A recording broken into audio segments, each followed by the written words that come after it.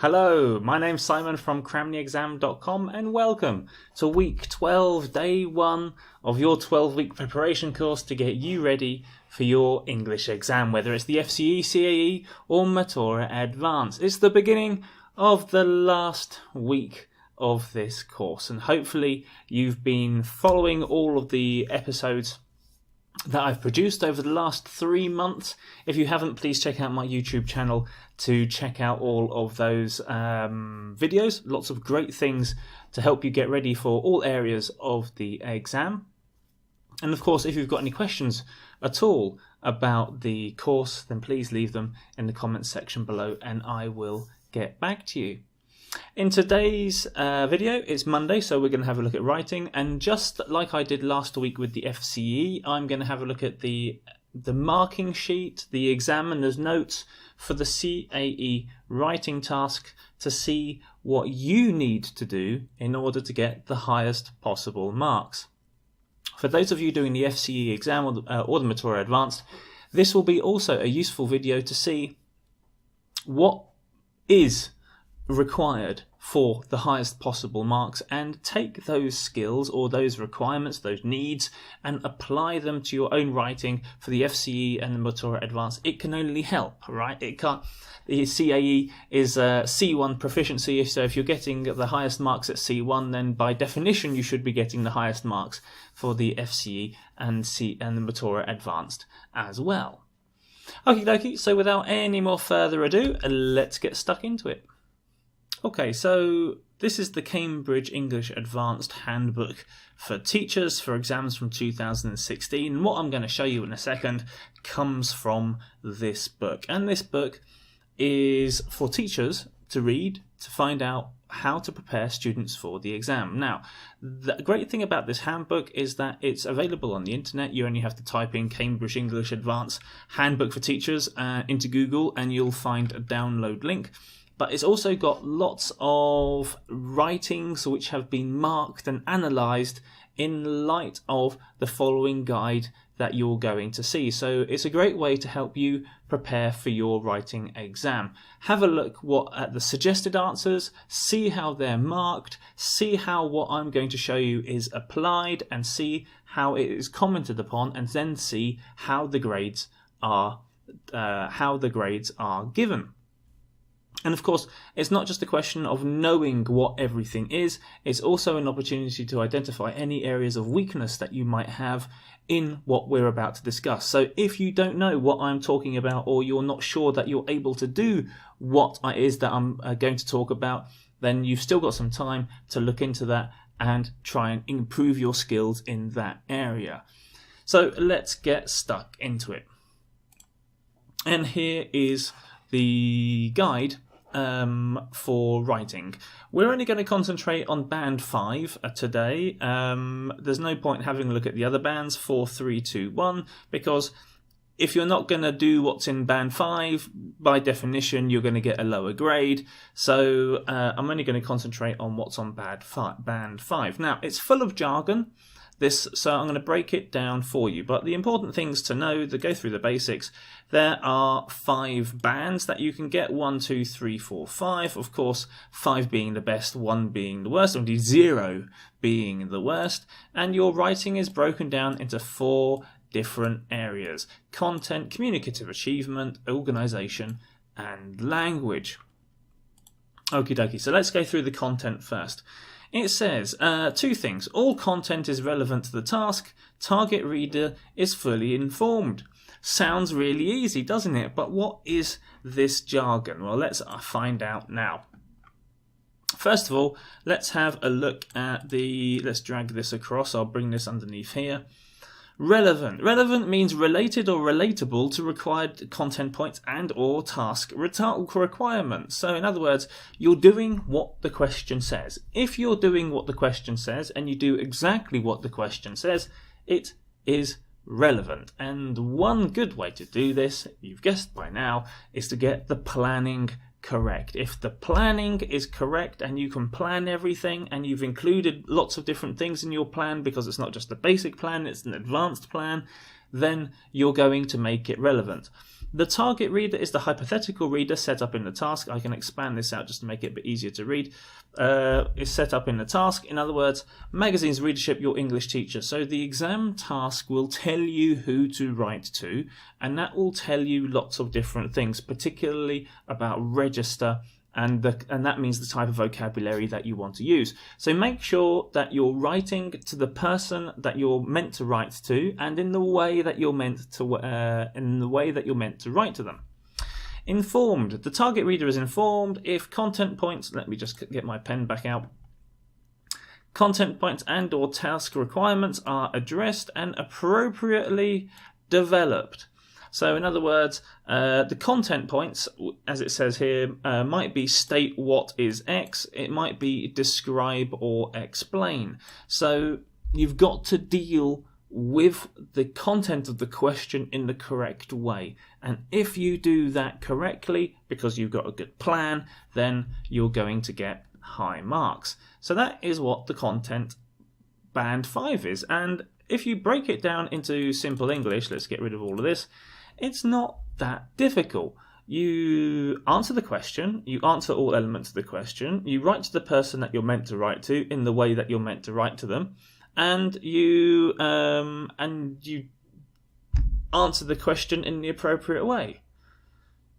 Which isn't that difficult, is it? I mean, if you're not doing that, then you don't deserve to get band 5, really. I mean, this is the straightforward thing that you have to do, and this comes through in the planning process, and I will go to my grave saying this. In fact, it'll be written on my gravestone. Make sure you plan before you do the writing exercises, and practice your planning to make sure that you don't lose marks on the content.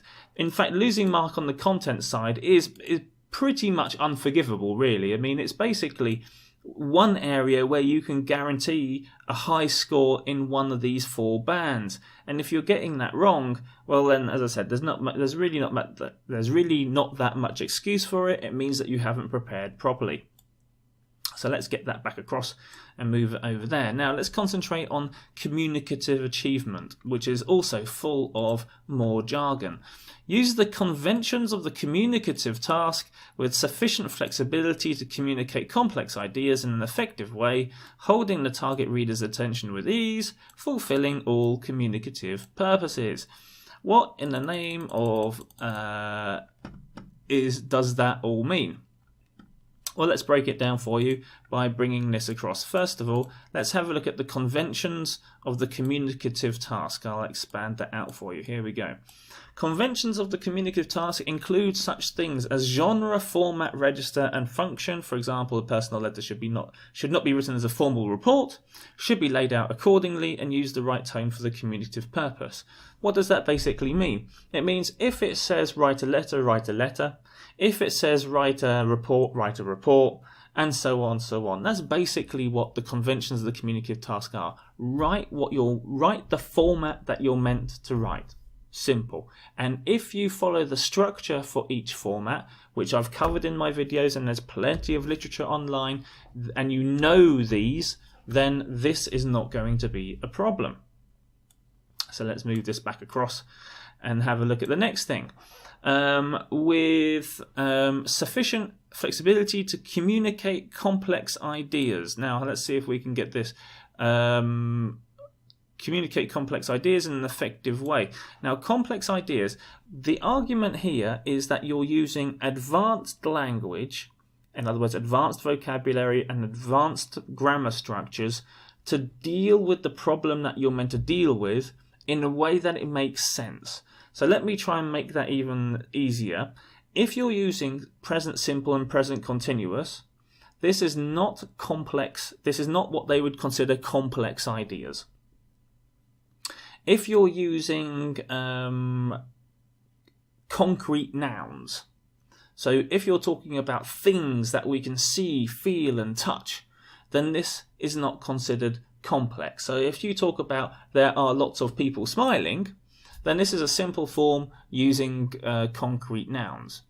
But if you talk about happiness in a perfect perfect form or perfect continuous form. Happiness is an abstract noun, which is related to smiling. Smiling, concrete noun. Happiness is an abstract noun.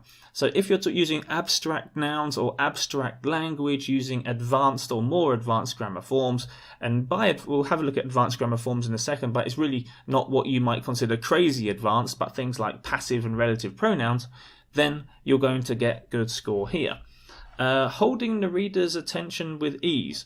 What does that mean? That means that the reader can read your writing in an easy way because it makes logical sense. So you have that start, you have the process, it goes from the start through the middle to the end, everything makes sense, you deal with everything in a logical and coherent way, the reader understands everything that you're trying to say, job done, tick. And of course that comes through in the planning process. If you've got a good plan, your answer is going to make sense. So that just talks about the reader's ability to read what you write in an easy way. And then it talks about fulfilling all communicative purposes, and let's drag this across. Communicative purposes refers to the communicative requirements as set out in the task, make a complaint, suggest alternatives. So once again, you're answering the elements of the question that you have to talk about.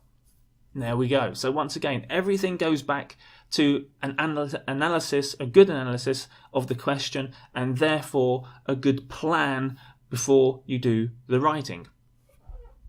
So you can see there when we break that down and we get rid of the jargon, it makes the whole thing a little bit easier to deal with.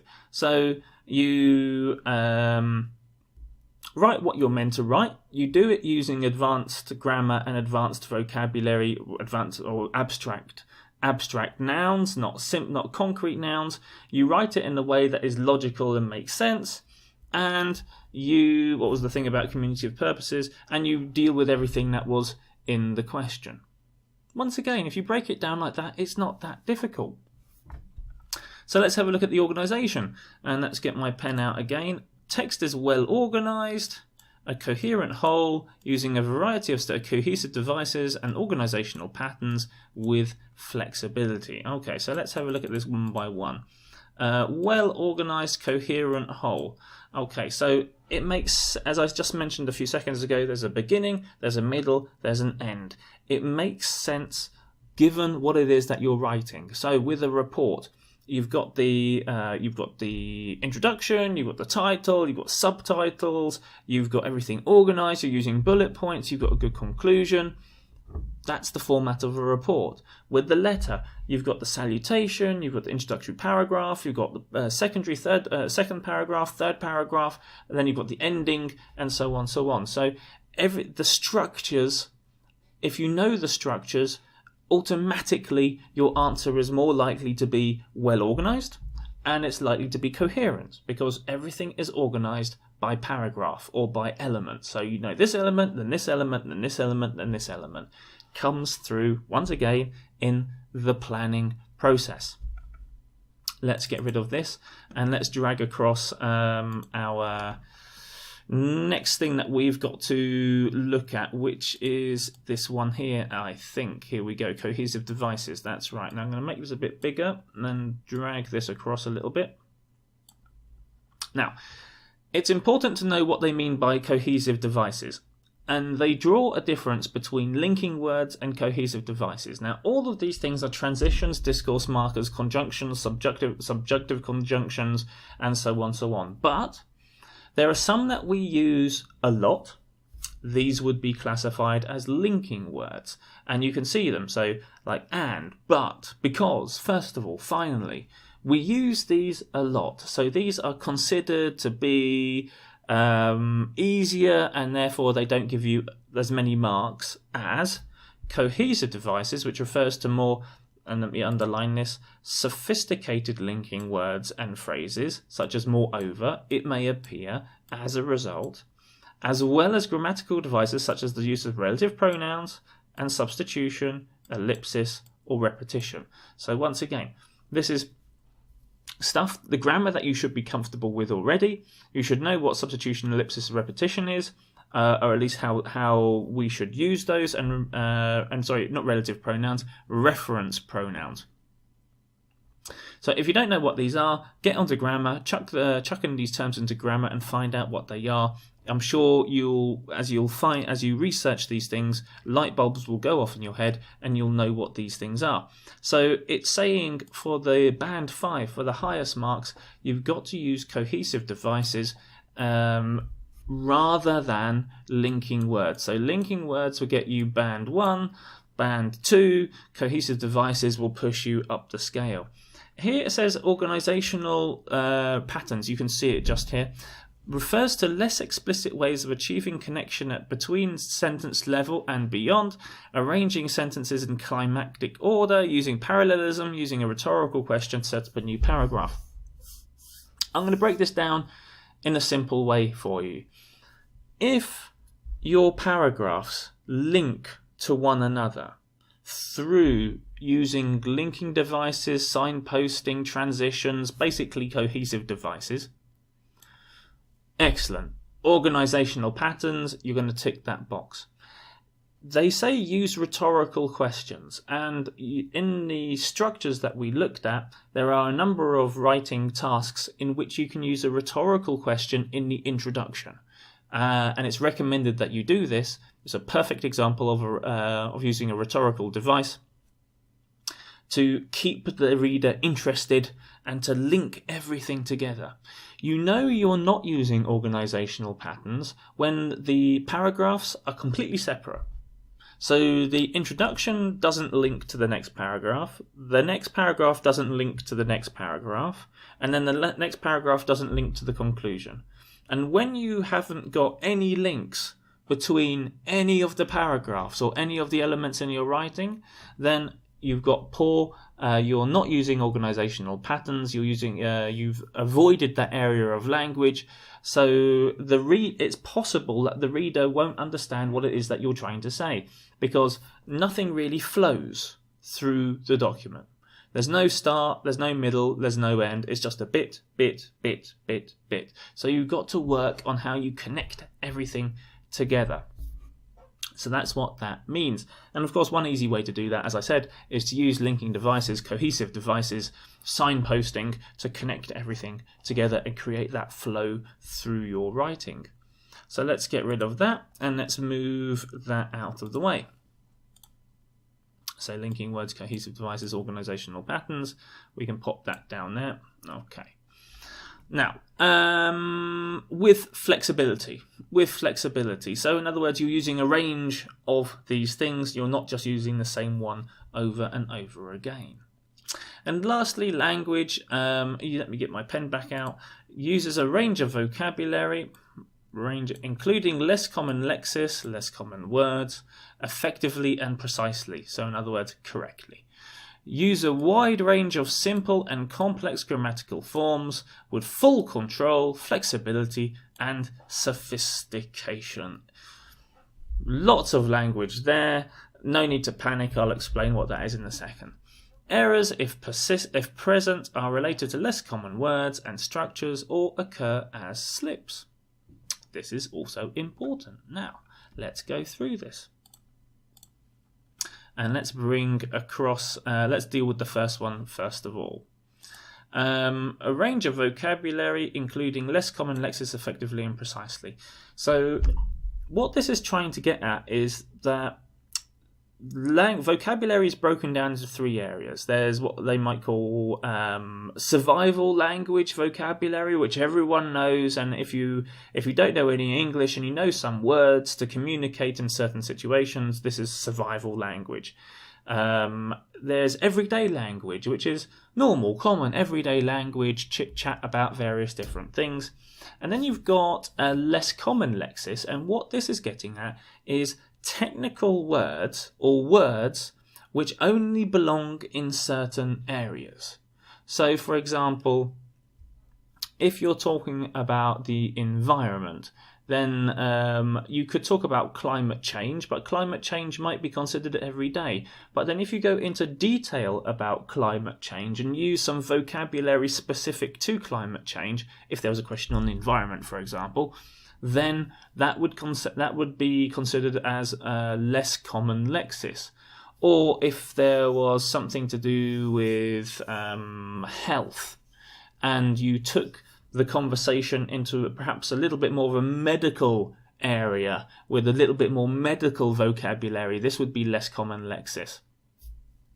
Or if you were talking about the family and you were talking about difficult family situations for one reason or another, then this would be less common lexis. So it's that extra step of vocabulary which is more connected with specific areas. This is what less common lexis means. So you can analyze your writing from the point of view of this. I mean, if you do a writing and you look through your writing and you think, I've got lots of concrete nouns in there, I've got language which everyone knows, can I change this? Can I change this into more abstract nouns? Can I change this into language perhaps which is a little bit more involved, a little bit more deeper in that area?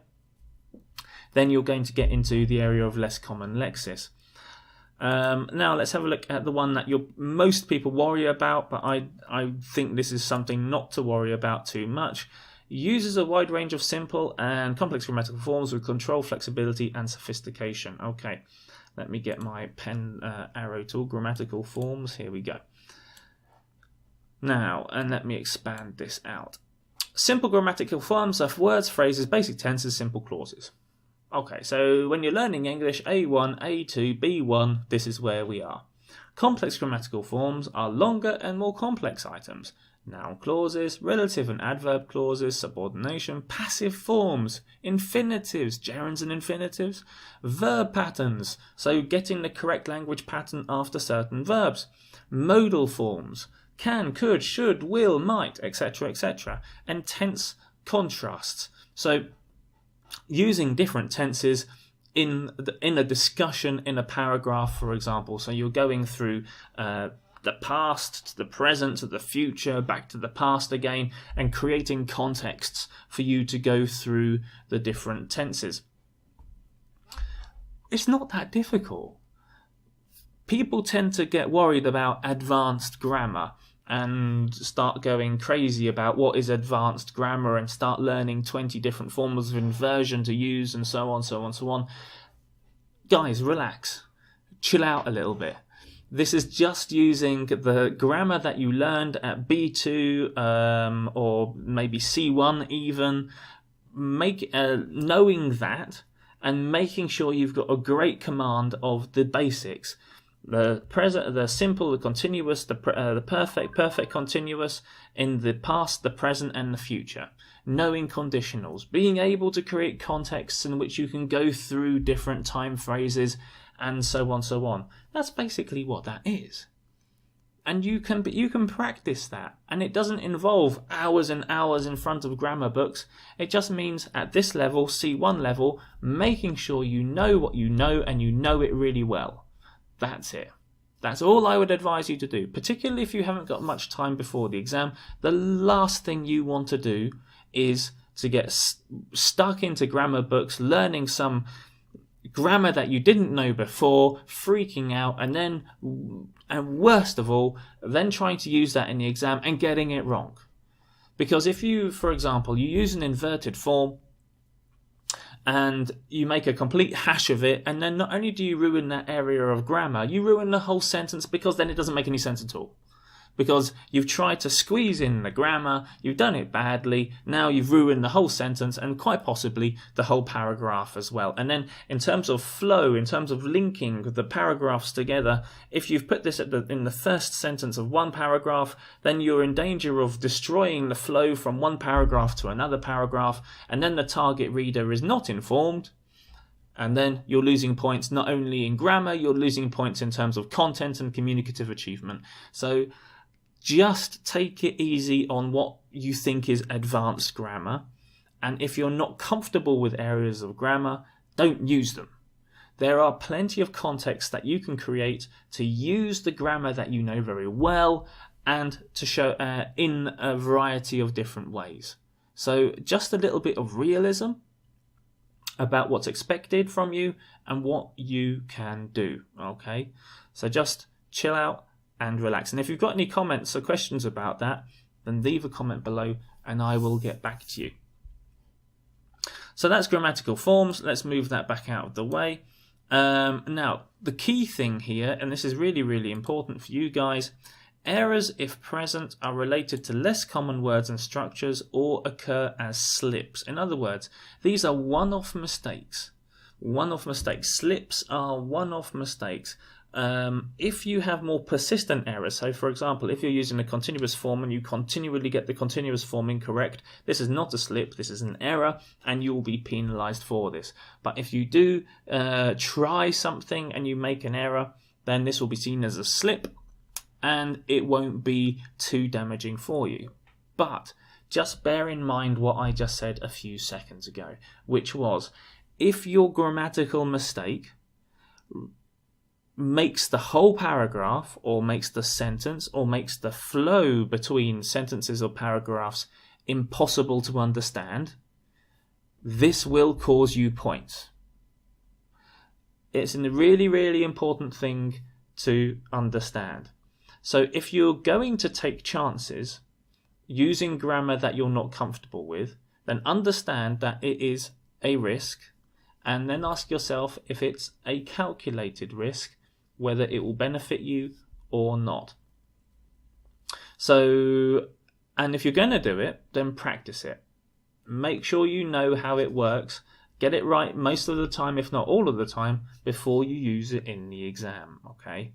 So just be careful, because, in fact, I was marking someone's reading today, and it was generally an advanced piece of writing, but there were some grammatical inaccuracies which would be slips, but they did cause me to stop, to read it harder, or to read it in a way that I would be more involved. And as I was doing that, let me just get my pen, I was thinking, this is where it's going to lose me points in communicative achievement.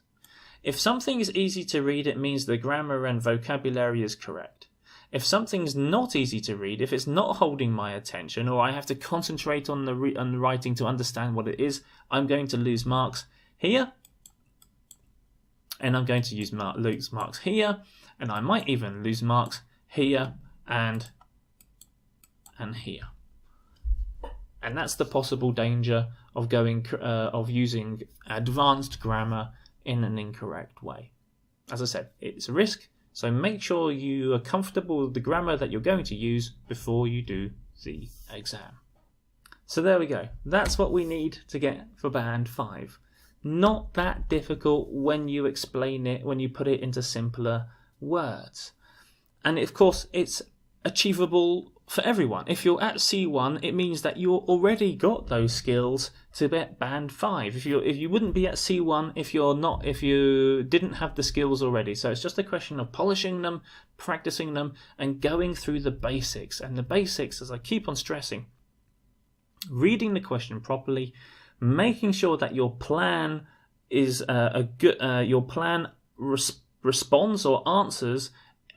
responds to or answers everything that's addressed in the question. So you're underlining parts in the question. You're creating a plan based on a structure that you already know. You're then filling in the structure with the elements from the question, ticking off as you go through. And then, if you're good, then you'll be including linkers and you'll be including cohesive devices in your plan so you can see how everything links together. And then you just put it across onto it, and you start writing it, and everything will then come together in a nice, coherent, logical way. But you have to practice. And you have to practice. My strategy would be this. If you've got about a week before the exam, 2 weeks before the exam, practice the essay and choose 2 Part 2 questions and learn those structures. For example, you can do 2 in 1. So, for example, reports and proposals are essentially the same, only proposals look at the future, reports more look towards the present and the past. So you could have a look at those 2 and one other, whether it's, for example, a review, or it could be a letter or something like that. So make sure you cover enough bases for Part 2, learn those structures inside out, and be able to write them down from memory. What do I have to include? Which ones do I need subtitles for? What do I need to talk about? Do I need to talk about the past, the present? Do I need to talk about the future? What does my conclusion look like? What linkers can I use in my answer? Even without knowing what to write in my answer, without even knowing what the question is, what linkers can I use to put things together? How can I use contrast linkers to create a discussion?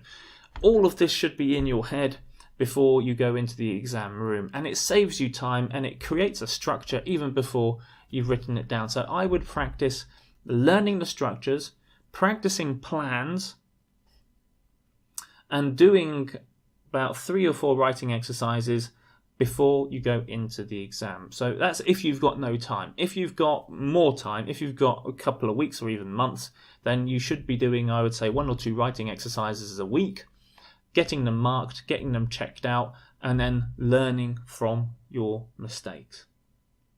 But as I said, if you've got any questions at all about what we've looked at in this video, if you've got any questions at all about the writing exam, then leave them in the comments below and I will get back to you. Tomorrow's Tuesday, we'll be having a look at listening, so I'll see you again tomorrow to have a look at part 4, listening questions. See you then.